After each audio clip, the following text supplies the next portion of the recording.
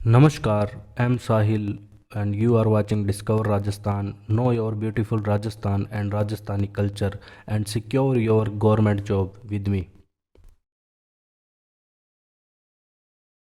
तो नमस्कार, हम वेलकम आपका डिस्कवर राजस्थान में। तो हम जो पढ़ रहे थे राव मालदेव के बारे में पढ़ रहे थे, जो जोधपुर का शासक है मारवाड़ के राठौड़ में। अब इसके अंदर जो प्रमुख युद्ध लड़ा गया वो था पहोबा का युद्ध, और एक और युद्ध था वो भी हम पढ़ेंगे। तो पहोबा का युद्ध किसके बीच में लड़ा गया? मारवाड़ के मालदेव और इनके जो प्रमुख सेनापति थे जेता और कुंपा। ठीक है। और जो कुंपा था वो प्रबंधक था बीकानेर का, और यहाँ पे बीकानेर का शासक है राव जयसिंह, और इनके पुत्र है कल्याणमल और भीम। तो कुंपा क्या है कि हत्या कर देता है राव जयसिंह की, और इस युद्ध में जीत होती है मालदेव की। ठीक है, मालदेव की इसमें जीत होती है और बीकानेर की इसमें होती है हार। और इसके जो पुत्र है कल्याणमल और भीम, ये सहायता लेने चले जाते हैं। उस समय दिल्ली का शासक होता है शेरशाह सूरी, उसके पास सहायता लेने चले जाते हैं। ठीक है। अब क्या होता है कि अगला युद्ध होता है जो एग्जाम में बार बार पूछा जाता है, उसकी डेट पूछी जाती है बार बार। गिरी सुमेल युद्ध या जेतारण का युद्ध भी इसे कहते हैं। गिरी गिरी सुमेल का युद्ध, गिरी सुमेल का युद्ध, या इसे हम कह सकते हैं जैतारण का युद्ध। जैतारण कहाँ पे है? पाली में। जैतारण का युद्ध।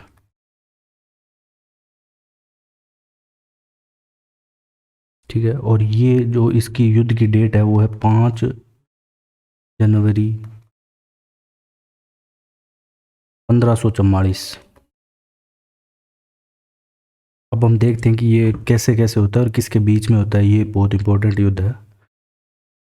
ठीक है। मेन तो इसकी डेट ही पूछी जाती है एग्जाम में ज़्यादातर, कि गिरिसुमेल युद्ध कब हुआ था, 1544, 1644, ऐसे डेट दे देते हैं।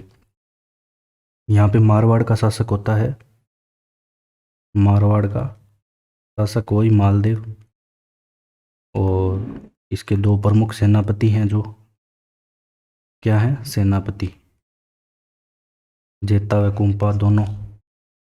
एक का नाम है जेता, दूसरे का नाम है कुंपा। ठीक है। और इधर दिल्ली का शासक है शेरशाह सूरी, जो कल्याणमल इनसे हेल्प लेने चले जाते हैं। दिल्ली का शासक है शेरशाह सूरी।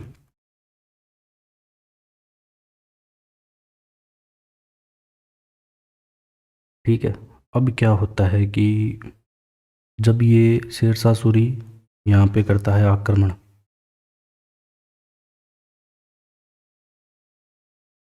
तो ये इनके आगे टिक नहीं पाता है। किसके? जेता और कुंपा की वीरता के आगे। ये बहुत ही प्रतापी, अच्छे तरीके से युद्ध लड़ते हैं दोनों। फिर ये क्या करता है कि इसमें एक गेम खेलता है। ये क्या गेम खेलता है? ये क्या पत्र भिजवाता है मालदेव को। ये पत्र भिजवाता है मालदेव को अपने सेनापति के हाथ, और ऐसे कहता है कि जेता और कुंपा रुपए लेके मेरी तरफ मिल गए। ये ऐसी खबर, झूठी अफवाह फैला देता है शेरशाह सूरी। इस कारण क्या होता है, जो मालदेव है वो चला जाता है सिवाना दुर्ग। सिवाना दुर्ग चले जाते हैं, चले गए। तो वो मान लेते हैं इस बात को और नाराज होकर सिवाना दुर्ग चले जाते हैं, और मारवाड़ के राजाओं की शरण स्थली जालोर दुर्ग की कुंजी। तो सिवाना दुर्ग क्या है कि मारवाड़ के राजाओं की शरण स्थली,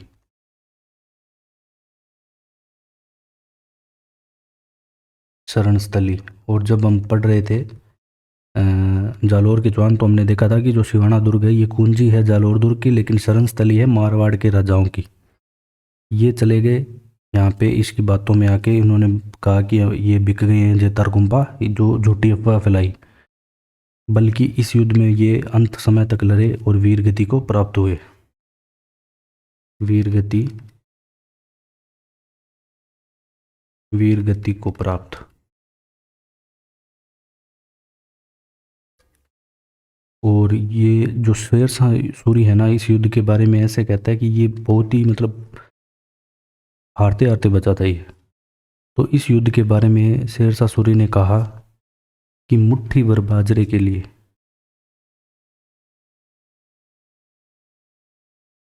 मुट्ठी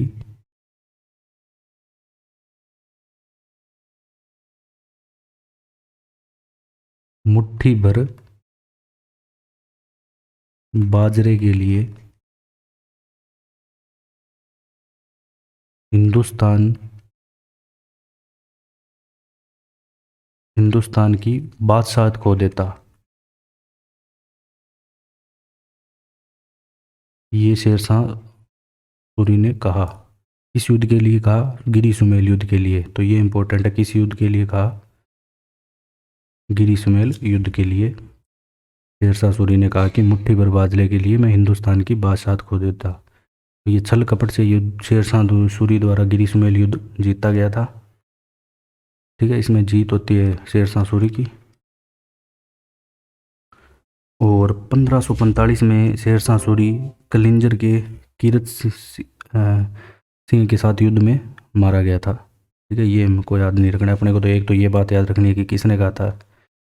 ये एग्ज़ाम में बार बार पूछा जाता है कि मुट्ठी भर बाजरे के लिए हिंदुस्तान की बादशाहत खो देता। तो ये शेरशाह सूरी के द्वारा कहा गया था। अब जो अगला शासक बनता है मारवाड़ का, वो कैसे बनता है हम देखते हैं अभी। कौन बनता है, तो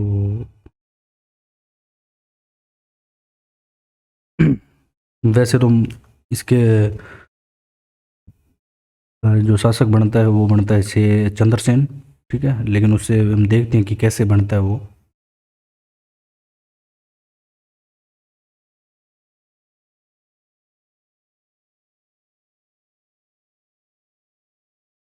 मालदेव के पुत्र हैं चार जो प्रमुख। मालदेव, इधर ये है मालदेव। ठीक है, तो मालदेव के पुत्र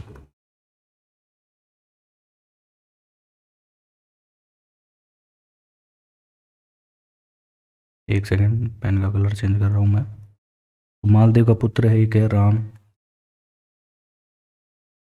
और एक का नाम है उदय सिंह,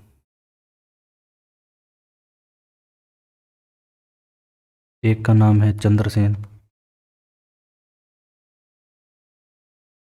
और एक का नाम है रायमल। तो रायमल है, ये चला जाता है सिवाना। जब ये मालदेव उत्तराधिकारी किसको बना देता है, चंद्रसेन को।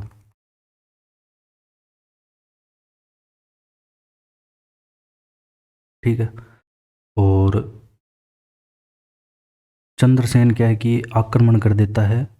जो राम और उदय सिंह ये चले जाते हैं अकबर अकबर के पास।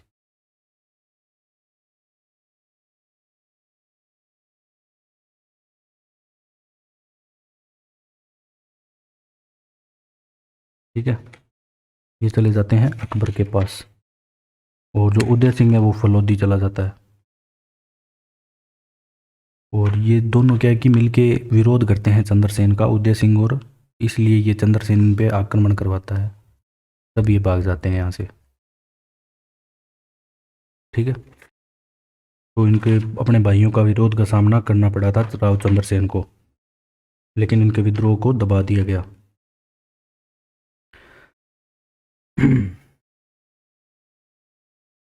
अब क्या होता है कि राव चंद्रसेन है, इसका बनता है अगला शासक, उसके बारे में हम देखते हैं।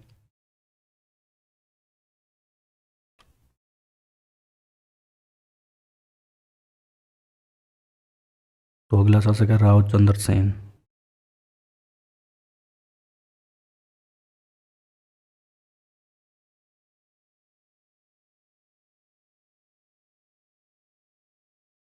जिसका शासनकाल आता है 1562 से 1581 ईस्वी तक। 1562 से 1581 ईस्वी तक।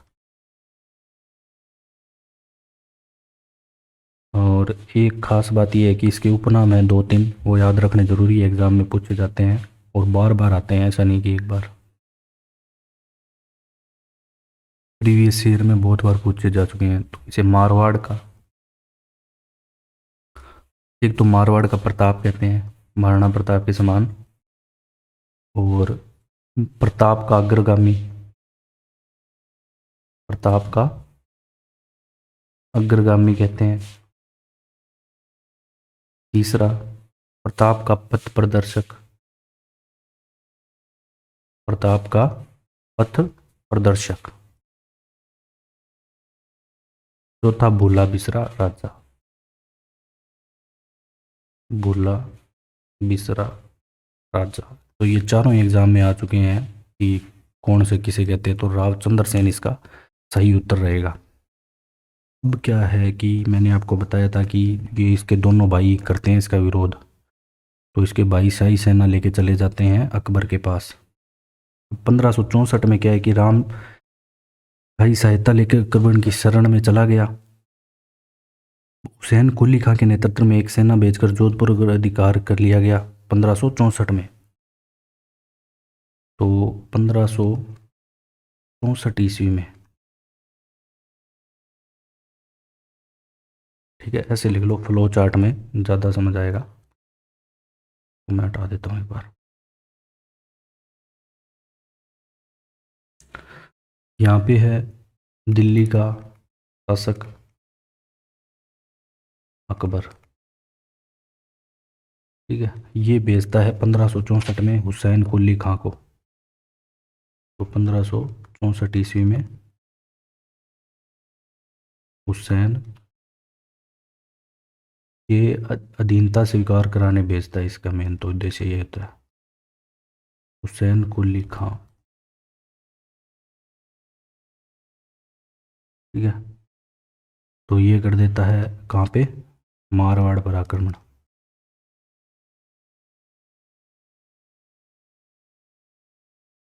तो जो रावचंद्र सेन है वो चले जाते हैं बद्राजूण सबसे पहले। चंद्रसेन बद्राजूण की ओर निकल गया, तो चंद्रसेन चले गए। तो मारवाड़ के शासक यहाँ पे कौन होते हैं, चंद्रसेन।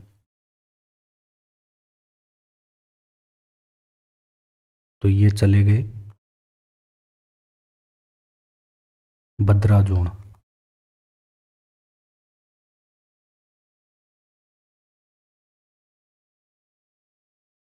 बद्राजूण। अब इसके बाद क्या होता है कि 1570 में अकबर ने लगाया था नागौर दरबार। ये भी क्वेश्चन एग्जाम में आता है कि नागौर दरबार कब लगाया अकबर ने, 1570 में। ये आप साइड में लिख लो। तो अकबर के द्वारा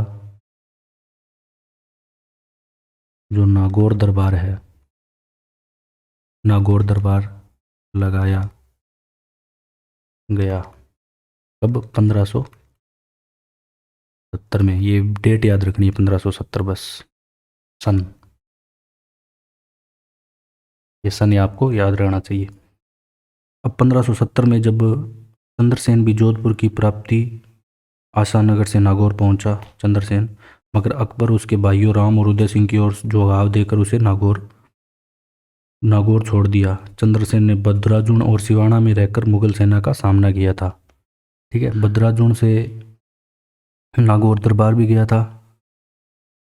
बद्राजूण से ये यहाँ पे आप से लिख सकते हैं कि 1570 ईस्वी में नागौर दरबार ये हुए थे यहाँ पे उपस्थित।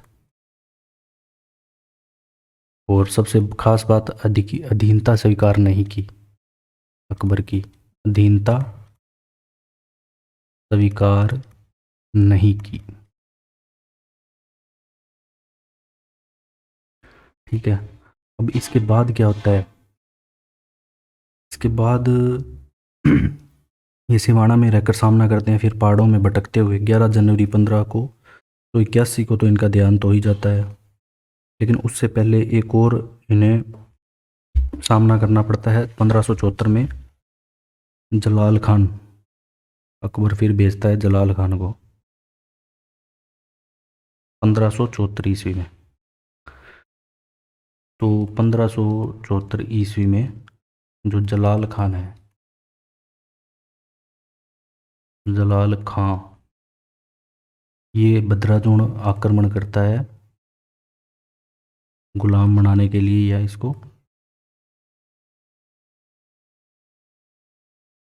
तो रावचंद्र सेन यहाँ पे बद्राजूण में है,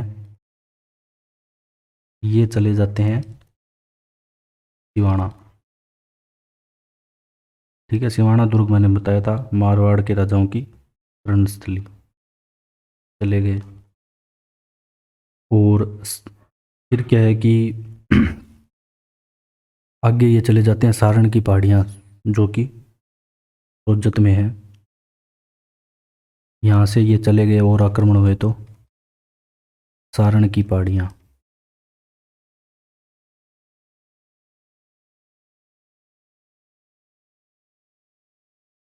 और शाहबाज खान ने यहाँ पे आक्रमण किया था 1577-78 में, जब ये आगे सारण की पहाड़ी गए थे। किसने?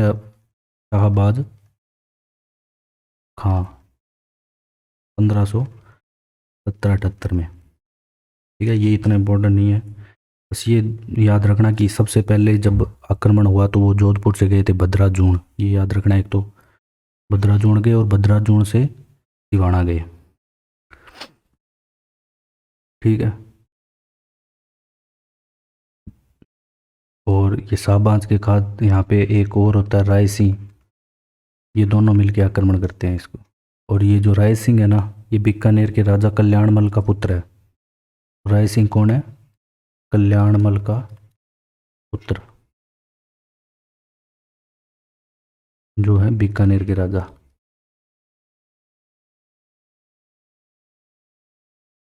ठीक है, और 1581 में चंद्रसेन का हो जाता है देहांत।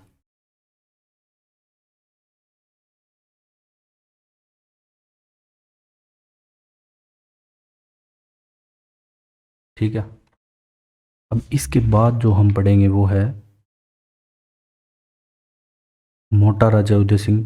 ठीक है, और वहाँ से क्या है कि जो अधीनता भी स्वीकार कर लेते हैं मुगलों की मोटा राजा उदय सिंह।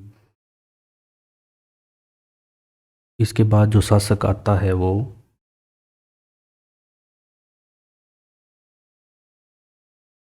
तो शासक जो है वो है मोटा राजा उदय सिंह।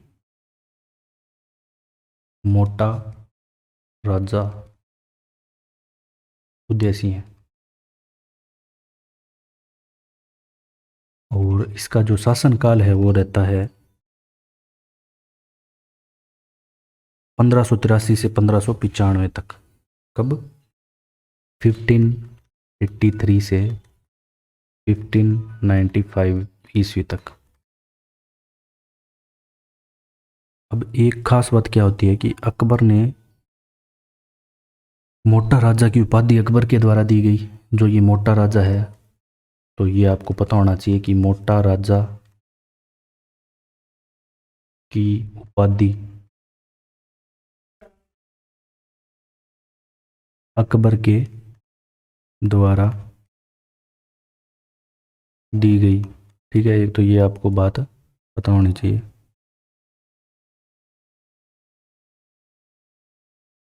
और अकबर की अधीनता स्वीकार किया, तो ये मारवाड़ से पहला था जो अकबर की अकबर की अधीनता को स्वीकार किया।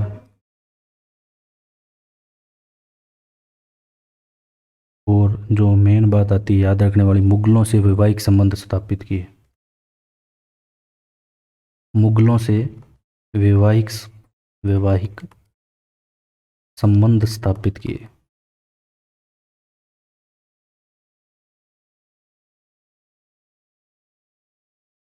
ये बातें आती है। तो वैवाहिक संबंध कैसे स्थापित किए वो भी मैं आपको भी यहाँ पे बताता हूँ कि मोटा राज्य की पुत्री यहाँ पे है जगत गोसाई। तो ये है मोटा राजा उदय सिंह। मोटा राजा उदय सिंह। तो इसकी यहाँ पे पुत्री आती है जगत गोसाई, जिसका नाम है जगत गोसाई। और इसे भानुमति भी कहते हैं। क्या कहते हैं? भानुमति।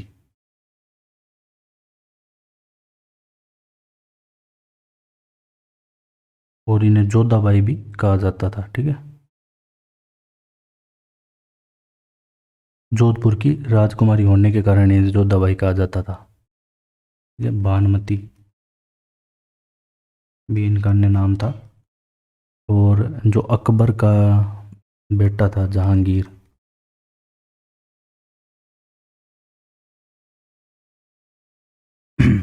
इससे उसका हुआ विवाह। और इन दोनों से इनका पुत्र हुआ शाहजहां खुर्रम, जो आगे शासक भी बना।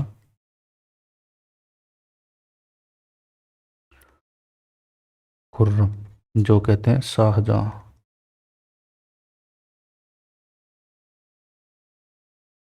ठीक है। और मोटा राजा उदय सिंह का पुत्र था किशन सिंह। तो एक तो इसकी पुत्री का तो विवाह हो गया, और इसका जो पुत्र है उसका नाम है किशन सिंह। और जो किशन सिंह है वो 1609 में किशनगढ़ शहर बसाता है। 1609 ईस्वी में किशनगढ़ शहर बसाया। किशनगढ़ शहर बसाया।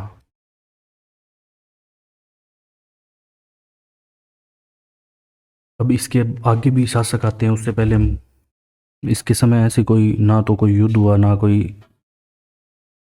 ऐसी घटना हुई। अब इसके बाद जो अ, राठौड़ का तीसरा केंद्र बना दिया था किशनगढ़ को। लेकिन अब मैं पढ़ना है प्रमुख शासक किसके बाद कौन सा आता है, तो वो आता है राव सूर सिंह।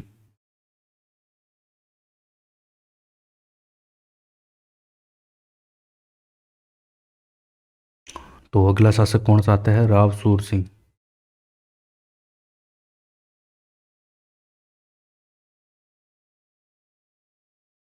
सूर सिंह का शासनकाल क्या था? इसका शासनकाल याद नहीं रखना है आपको। शासनकाल 1595 से 1619 ईस्वी तक। ठीक है। तो मोटा राजा सिंह उदय सिंह की मृत्यु के बाद उसके कई बड़े पुत्रों होते हुए भी अकबर ने सूर सिंह को सवाई राजा की उपाधि देकर मारवाड़ का शासक स्वीकार किया। ठीक है, सूर सिंह को अकबर ने स्वीकार किया था और इसे सवाई की उपाधि अकबर ने दी। सवाई की उपाधि अकबर ने दी। ठीक है, ये याद रखना। और इसे दल थम्मन भी कहा जाता था। दल थम्मन मतलब समूह को रोकने वाला। और इसने लाहौर में उसे इक्का देकर 2000 जात और 2000 सवार का मनसब भी दिया। ये इतना इम्पोर्टेंट नहीं है। और मेवाड़ अभियान में सूर सिंह भी सम्मिलित था। ठीक है, खुर्रम के जो मेवाड़ अभियान था उसमें।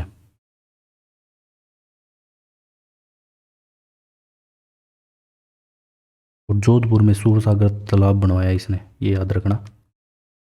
बस जोधपुर में सूर सागर तालाब। तो आपसे ये नहीं पूछेगा कि सूर सागर तालाब किसने बनवाया। ये पूछेगा कि सूर सागर तालाब कहाँ पे है। तो वो आपको पता होना चाहिए, जोधपुर में। अब आता है शासक गज सिंह।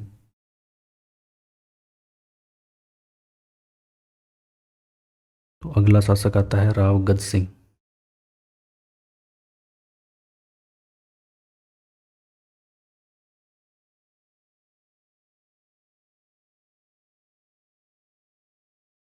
राव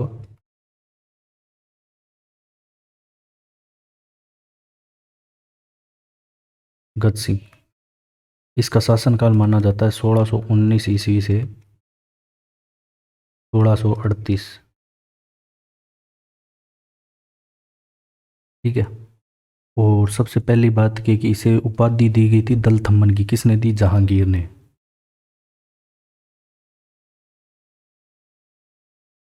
दल दल थम्मन मतलब समूह को रोकने वाला। दल थम्मन की उपाधि इसके द्वारा, जहांगीर या सलीम के द्वारा। इसे सलीम भी कहते थे, के द्वारा दी गई। ठीक है। अब क्या होता है कि मनसब भी प्रदान होता है इसे, वो याद नहीं रखना आपको एग्ज़ाम में। 3,000 जा 2,000 सवार का मनसब भी दिया था, लेकिन वो आपको एग्ज़ाम में नहीं आएगा बिल्कुल भी। ठीक है। अब इसे क्या मनसब में विरुद्ध करके इसे खुर्रम के विरुद्ध भी भेजा गया था 1623 ईस्वी में, और वहाँ भी इसने अपनी वीरता का परिचय दिया था। अब क्या होता है कि ये घटना होती है कि इसके पुत्र था जसवंत सिंह, इसको इसने बचपन में ही, मतलब गज सिंह है ये, यहाँ पे लिख लेते हैं। गज सिंह के दो पुत्र थे। एक का नाम अमर सिंह राठौड़, एक का नाम तो है अमर सिंह राठौड़।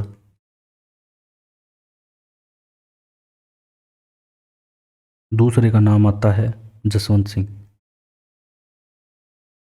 अब जसवंत सिंह को क्या है कि ये बचपन में ही बना देता है रानी अनारा की प्रभाव में आके। इसकी रानी थी अनारा।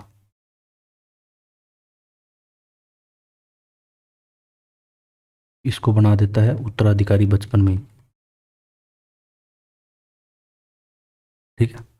और अमर सिंह राठौड़ नागौर का परगना देते देता है इसको, नागौर का परगना। ठीक है। अब जसवंत सिंह प्रथम के बारे में पढ़ेंगे। तो अगला शासक आएगा जसवंत सिंह प्रथम।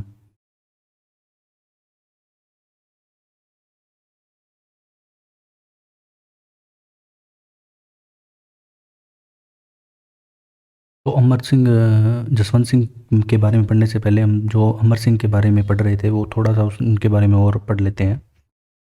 और जसवंत सिंह का थोड़ा बड़ा इतिहास है, तो वो हम अगले लेक्चर में करेंगे। तो नागौर में अमर सिंह राठौड़ में, तो इनके अमर सिंह राठौड़ है यहाँ पे लिख लेते हैं। इनके टाइम एक घटना हुई थी, दो। पहली घटना तो ये है,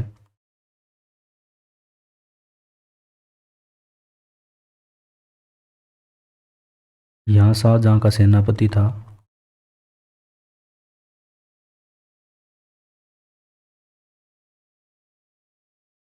जिसका नाम है सलावत खां।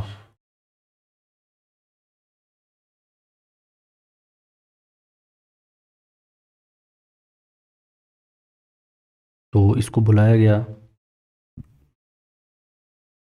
तो वहाँ पे कुछ ऐसी बात होती है कि कटार कटार से क्या, मतलब एक ही वार में सलावत खां को ये मौत के घाट उतार देता है, तो इसलिए इसे कटार का धनी कहते हैं। इसलिए इसे कहते हैं कटार का धनी।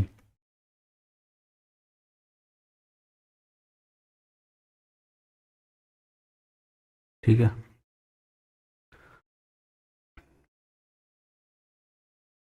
और दाह संस्कार नागौर में है, थोड़ा खंभों की छतरी भी है।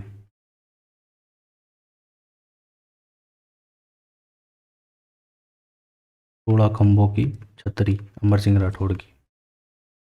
अब इनको मारा कैसे जाता है? धोखे से। इनकी हत्या इनके साले के द्वारा धोखे से कर दी गई, अर्जुन गौड़। इनकी हत्या इनकी हत्या इनके साले अर्जुन गौड़ द्वारा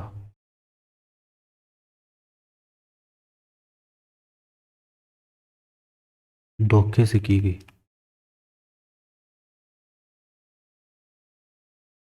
अब एक और प्रमुख घटना होती है 1644 में अमर सिंह और बीकानेर के करण सिंह के मध्य। वो है मतीरे की राड़ जो पूछी जाती है एग्ज़ाम में।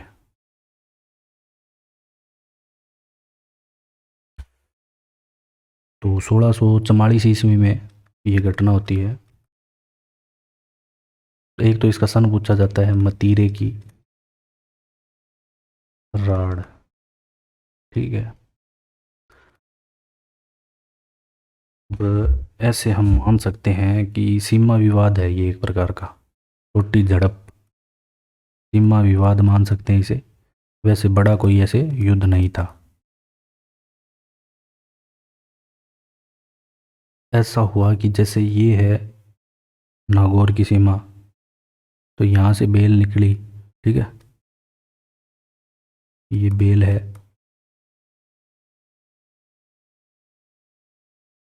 ठीक है। तो ये बेल निकली और ये है मतीरा। तो बेल नागौर से निकली और मतीरा बीकानेर में, मतीरा जो है वो बीकानेर में हुआ।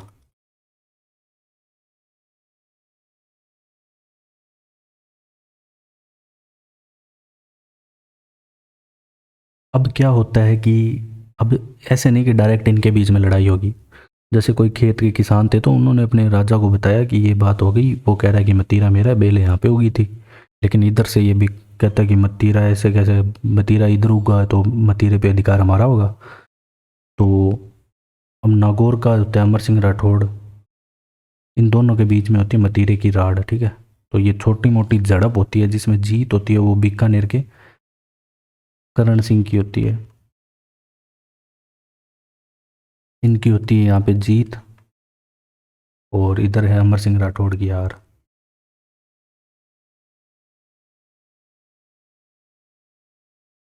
जो मेन एग्जाम में पूछा जाएगा वो ये पूछा जाता है कि किस किस के मध्य हुई। तो आपको पता होना चाहिए अमर सिंह राठौड़ और करण सिंह के मध्य, नागौर के अमर सिंह राठौड़ और बीकानेर के करण सिंह के मध्य, और कब हुई, 1644 में। ये दो बातें पता होनी चाहिए मतीरे की राड़ के बारे में। तो ये थी मतीरे की राड़। तो अगर आपको हमारा कंटेंट पसंद आया तो शेयर एंड सब्सक्राइब, ठीक है, शेयर और सब्सक्राइब करें। और thanks for joining discover Rajasthan.